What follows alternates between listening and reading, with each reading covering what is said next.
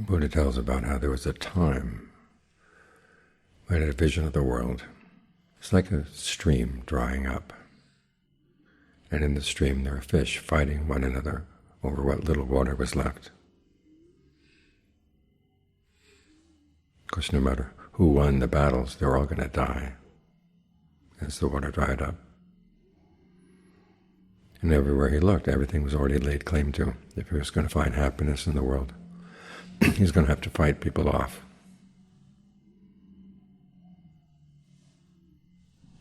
This gave rise to a strong sense of what's called samvega. It can be translated as terror, dismay. Strong sense that we're trapped in a world where the only happiness can be found in the world has to be fought for. There has to be conflict. But then he said he turned around and looked inside. So the real problem was not out there, it was in the heart. He said there was an arrow in his heart. If you could remove the arrow, then that would be the end of the problem. In other words, the reason he was looking for happiness outside was because of that pain in his heart. But if he could remove the pain, then there'd be no need to look outside. So he looked inside. And on the night of his awakening, he had some more visions. The first set of visions was of his many previous lifetimes. After he'd gotten his mind into concentration, he posed the question in his mind, was he born before this? He saw that he could remember back many, many aeons. And an aeon is the life of a universe. They used to say that our universe began with a Big Bang, and now with a new telescope they've discovered that no, it goes back longer than that. And it doesn't show any sign of ending anytime soon. It's one aeon. He remembered back many aeons. But he saw that his lives didn't make any steady progression. They'd go up and they'd go down, and then up and down, up and down. He said it was like a stick being thrown up into the air. Sometimes it would land on this end, sometimes it would land on that end, sometimes splat in the middle. There seemed to be no rhyme or reason. Then he had a second vision of the night, which he posed the question, what is it that determines these ups and downs, or the this end, or the that end, or the splat in the middle? He had a vision of all the beings in the universe dying and being reborn in line with their karma. And he saw that it was very complex. It's not the case that you do one bad thing in this lifetime and you go to a bad place, or one good thing and you go to a good place. As he saw, you could do all kinds of different things, but the important thing was if you did something wrong, and you saw that it was wrong, and you made up your mind to change, and you developed a right view, and you carried that right view all the way through death, then you'd go to a good place. Vice versa. You did good things, and then you finally decided there was nothing really good about doing good. You didn't see any immediate results. You developed a wrong view, and carried wrong view all the way through death. You'd go down. But it's because he looked at the larger picture that he could see the pattern. When he looked only at his own lives, there was no clear pattern at all. So it's important, as he sought to take that larger view, look at the big picture. But the big picture taught him, if you want to get out, you have to focus on what you're doing right now.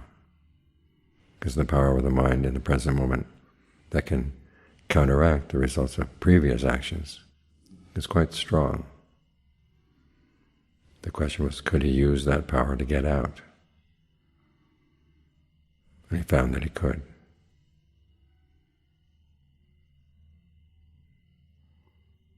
So think about that as you sit down to meditate. Often we come to the meditation with the narrative of the day. and then we jump right into the present moment. And what we see in the present moment is very much colored by that narrative. What was good about the day, what was not good about the day, what you did well, what you did that was not so good. And if the meditation doesn't go well, that becomes part of the narrative. The Buddha got around that by taking a step back, taking in the big picture. So we gain a sense of the importance of actions. But he also began to see it in more impersonal terms. But the big picture did give him a continued strong sense of samvega. You've got to get out. So it's good every time you sit down to meditate to have a sense of the larger picture. This is one of the reasons why we think about goodwill for all. At the very least, it helps us just get out of our narratives. You start with, may I be happy, and then you think, well, may all beings be happy. That expands your mind, expands your vision. And you realize that even though you're going to be focusing on the present moment, it's not just for the sake of the present moment, it's also for the sake of the future. We hear so much about the wisdom of just being in the present.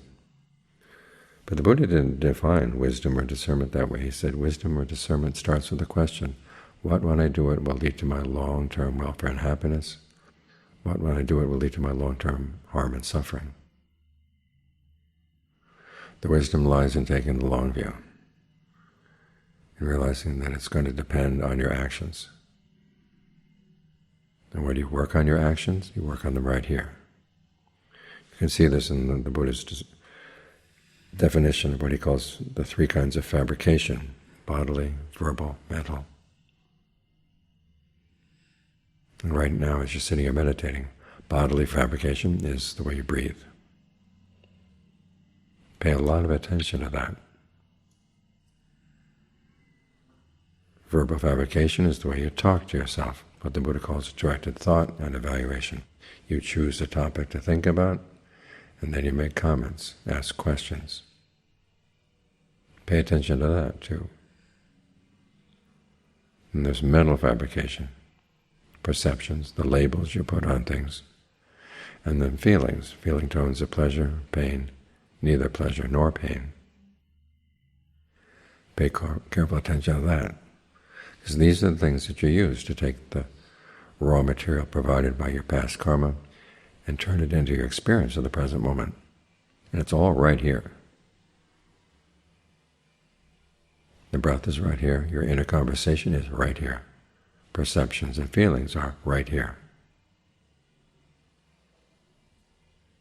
But the Buddha also talks about these three kinds of fabrication over the long term, in which case bodily, verbal, and mental fabrication simply are the karma that leads to results later on in this life and on in future lives.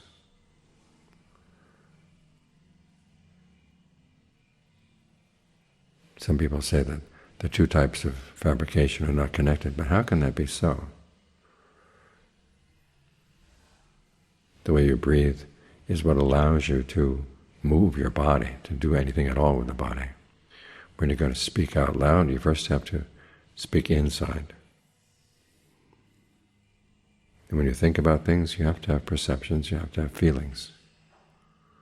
So you're dealing with the immediate raw material of those actions that are going to have long consequences. So we're here for the present moment, and we're here for the future. It's always important to keep that in mind.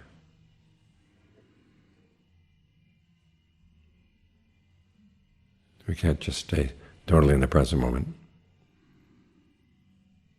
because if you can't remember the lessons you've learned from the past, what are you going to do?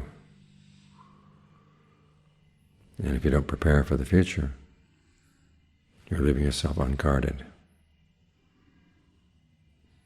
But But we can learn from the past. That's what mindfulness is for. Mindfulness is not being aware of the present moment. Mindfulness means the faculty of your memory. When you call things to mind, keep them in mind. And particularly you want to call to mind and keep in mind what lessons you've learned about how to get the mind to settle down. Once it's settled down, what you do with it.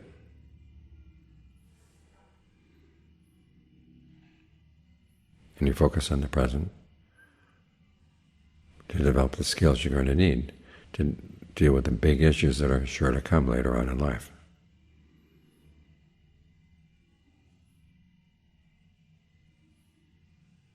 Think about the Buddha and his initial impulse to go out into the forest. As he reflected on aging, illness, death, he realized that his whole life had been spent in looking for happiness in things that would age, grow ill, and die. The question is, well, where does that lead? It leads nowhere. When you're in the midst of these things,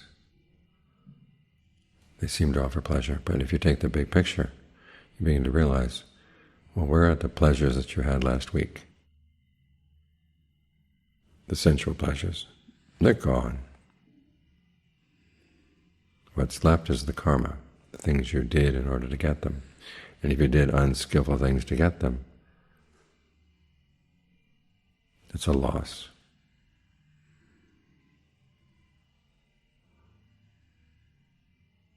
This is why the Buddha says you want to think about the long term. This is where the wisdom comes in. Think about the long term. And then do what you can to look for happiness that really lasts. Because the Buddha was not a killjoy. As he said, if you're looking for happiness in this lifetime, you should have initiative. In other words, you don't just sit around and say that you're letting go, letting go. There's work to be done. And when you gain results from that work, you look after it, you take care of it, you don't squander it. And then you live your life in line with your income. And he says, don't be too frugal. Don't be miserly. Of course, you don't want to be a spendthrift, but don't be miserly. That's interesting. He says, get some pleasure out of your wealth. Get some pleasure out of your talents. Because if you can't get pleasure out of them, you become a shriveled up person, and you resent everybody else's happiness.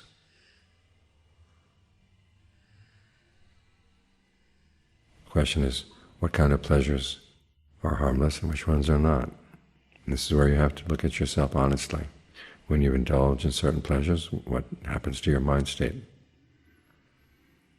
And what are you doing to other people? You want to be responsible in your search for happiness. Same with humor. We don't think of the Buddha as a humorous person, but there are a lot of instances in the canon where it shows that he had a wry sense of humor. There's the case of the monk who had psychic powers. In fact, a lot of the instances of humor in the canon have to do with psychic powers, accepting that they're real, but also accepting that they're not what we're here for. They're like games. In this case, this monk had stayed in a shrine devoted to a naga, a fire-breathing naga, and he was able to tame the fire-breathing serpent. Word of this got out. The lay people said, well, boy, we want to make merit with this guy. So they went to ask the monks, what is it, something that the monks usually don't get in their alms round? Well, they asked the wrong monks, a group called the Group of Six. And the Group of Six said, we don't get hard liquor often. So the next day, all the people of the city prepared a little bit of hard liquor for Saketa, the monk with psychic powers. And so he takes a drink here, drink there, drink here, drink there, and then he passes out at the city gate. The Buddha comes along with some other monks. They see Saketa, so they take him back to the monastery. They lay him down on the ground with his head toward the Buddha. Well, he doesn't know where he is, so he tosses and turns, till he's got his feet pointed at the Buddha, which you don't do in India. And the Buddha asks the monks, didn't he used to show respect to us before? Yes. Is he showing respect now? No. And didn't he do battle with the fire-breathing serpent before? Yes. Can he do battle with a salamander now? Well, no. There are lots of stories like that in the canon. So the Buddha was not a killjoy. It's just he said, if you really sincerely want to be happy, you've got to think about the long term.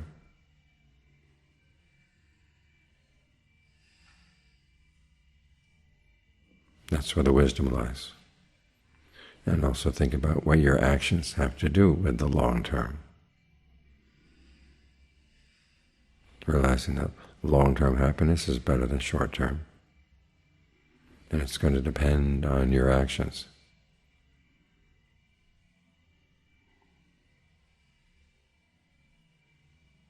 So as you meditate, it's not just a matter of being in the present moment. We're in the present moment to just develop some skills that we're going to need to deal with the big problems in life. When aging comes, when illness comes, when death comes, you've got to be able to keep your mind focused. Get some control over your thoughts so they don't run wild. And use the power of the mind to help. Sometimes the power of the mind can actually help cure an illness. And even if it doesn't cure the illness, you can be ill but not suffer. You can grow old and not suffer. You can die and not suffer because you've trained the mind. Now, is this something we get in our educational system? No. They have other designs on us.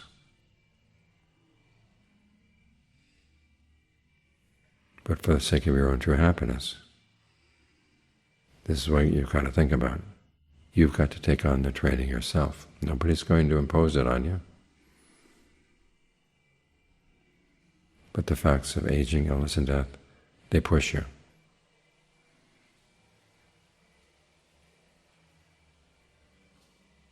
So you'd be wise to prepare.